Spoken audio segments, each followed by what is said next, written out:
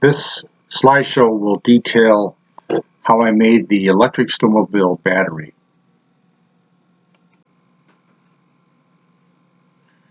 The electric snowmobile battery consists of 840 Panasonic 18650 lithium-ion batteries in a 28S 30P configuration.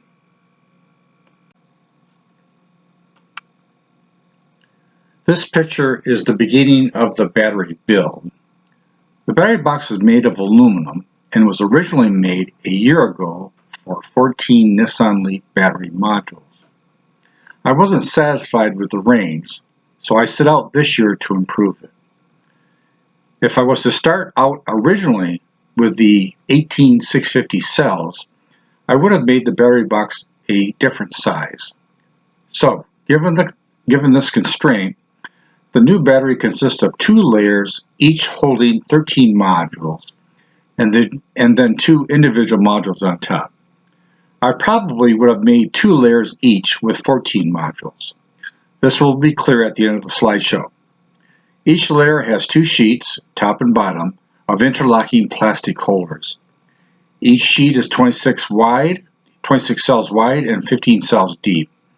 I use the interlocking plastic pieces for 2 reasons. First, the assembled matrix allows heated air to move freely around the cells. And second, the nickel strips that I use for connecting the cells are made to go with the plastic holders.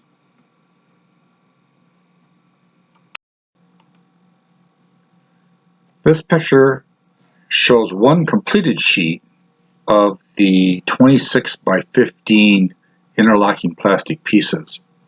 Now I just need to make a total of 4 of these sheets.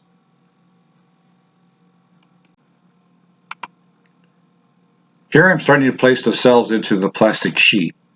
Note that each cell gets a paper insulator on the positive side of the battery. The cells are placed in groups of 30, alternating between positive and negative sides. In the back are the 2 individual modules already made.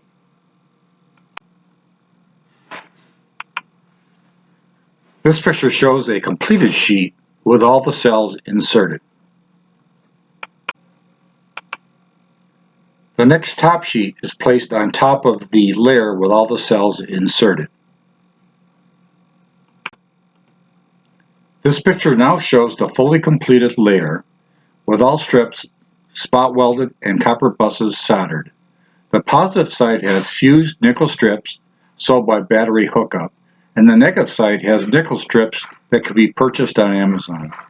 I used 4-gauge cable from the battery to the system and between the battery layers.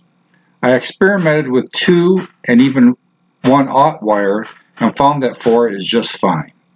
I connected the modules with 8-gauge wire, so 7 per module, and layers with 4-gauge wire as well.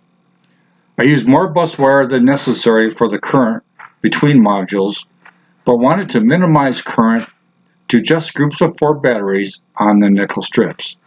When designing your individual copper buses, just keep track of the size of your final wire and the copper buses between modules sufficient in cross-section to exceed the wire that you run to your system.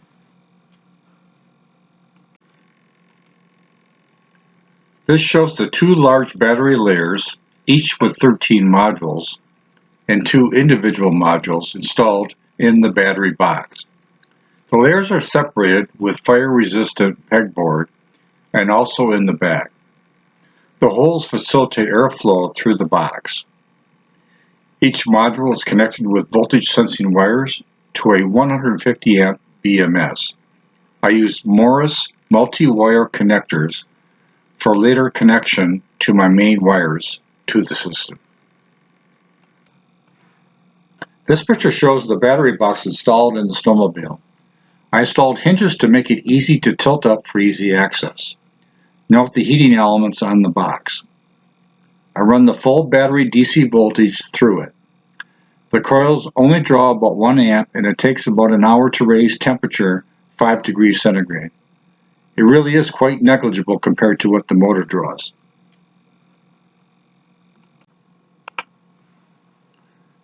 So here are the results.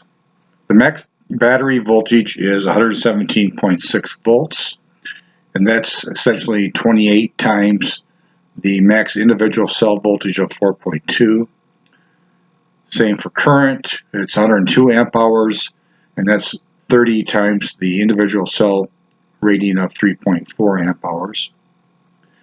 Therefore, the total capacity of the battery is 10.6 kilowatt hours, and that's assuming a nominal battery voltage of 3.7 volts. The resulting range is from 30 to 40 miles, depending on the type of riding. Plenty for local riding around the property, and some small trips. The total speed is at 37 miles per hour, and that's just limited by the motor, not the battery.